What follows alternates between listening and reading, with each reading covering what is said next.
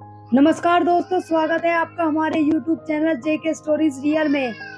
राजा रघुवंशी के हत्याकांड के बाद 7 दिनों के भीतर ही मेघालय पुलिस को बड़ी सफलता हाथ लगी है। मध्य प्रदेश के रहने वाले 3 हमलावरों को गिरफ्तार कर लिया गया है। एक अन्य को पकड़ने के लिए अभियान जारी है। महिला ने आत्मसमर्पण कर दिया है। सोनम जिंदा है और सही सलामत है। आइए इस कहानी को विस्तार से जानते हैं। तमाम कोशिशों के बाद आखिरकार जिस लड़की की तलाश कर रहे थे वो जिंदा थी, और जब जिंदा जिस हाल में मिलती है वही हाल अपने आप में कई तरह के सवाल खड़े कर रहा है। सोशल मीडिया पर सभी यह लिख रहे हैं कि सोनम बेवफा है। उत्तर प्रदेश के जिला गाजीपुर का एक थाना है नदगंज। इसी थाने क्षेत्र में एक ढाबा लगता है जिसका नाम काशी चाय का जायका है। इसी ढाबे पर 8 जून की रात लगभग 2 बजे के करीब का समय था। एक लड़की जिसने ब्लैक टी शर्ट पहनी हुई थी, बाल बिखरे हुए थे और नीचे ब्लैक रंग की जीन्स पहनी हुई थी, थोड़ी परेशान सी थी, बड़ी बदहवास हालत में थी। यह सोच रही थी आखिरकार करे तो क्या करे। वहाँ ढाबे के सामने एक टीन शेड है, वह उसके बराबर में जाकर खड़ी हो जाती है। चाय की दुकान पर छोटू काम कर रहा था।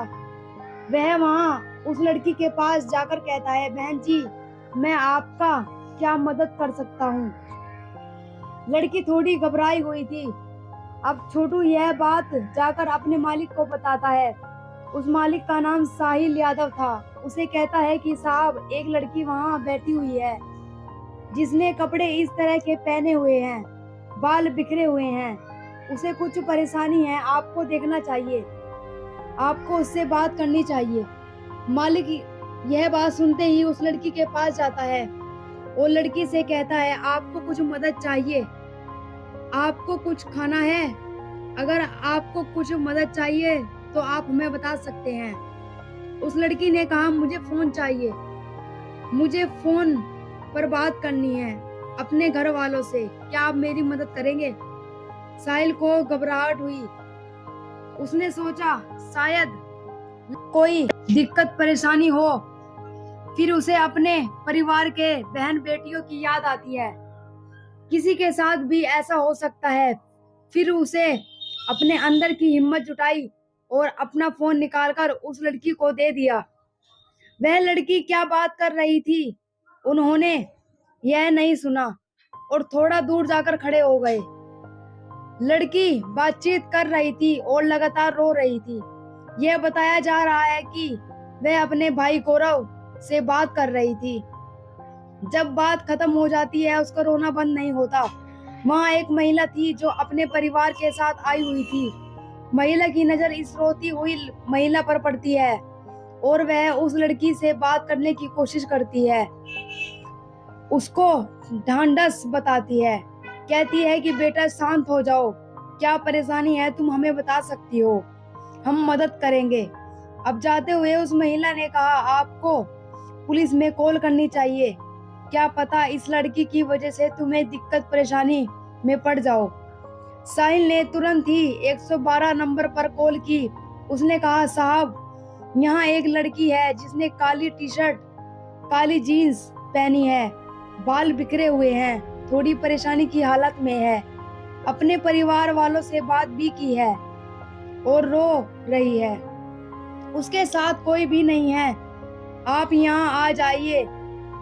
सूचना मिलते ही मौके पर पुलिस पहुंच जाती है, उस लड़की को अपने साथ ले जाती है और उस लड़की को ले जाकर सुपुर्द कर देती है, जो सखी वन स्टॉप सेंटर होता है।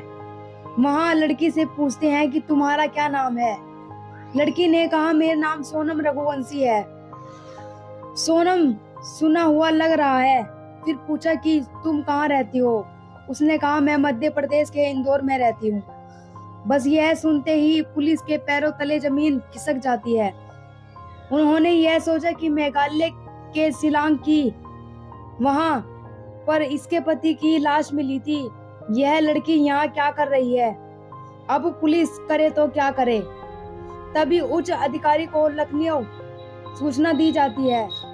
मेघालय पुलिस और इंदौर पुलिस को भी बताया जाता है कि जिस लड़की की आप पिछले 17 दिनों से तलाश कर रहे थे, दरअसल वह लड़की हमारे यहाँ है और यहाँ आकर बातचीत कर सकते हैं। पुलिस आती है और सोनम रघुवंशी से पूछताछ करती है। हालांकि पुलिस अब इस मामले की जांच पड़ताल कर रही थी। मामला ख्यात एक जगह है, वहाँ एक लड़का होता है जो गाइड होता है। उसका नाम अल्बर्ट पेड होता है।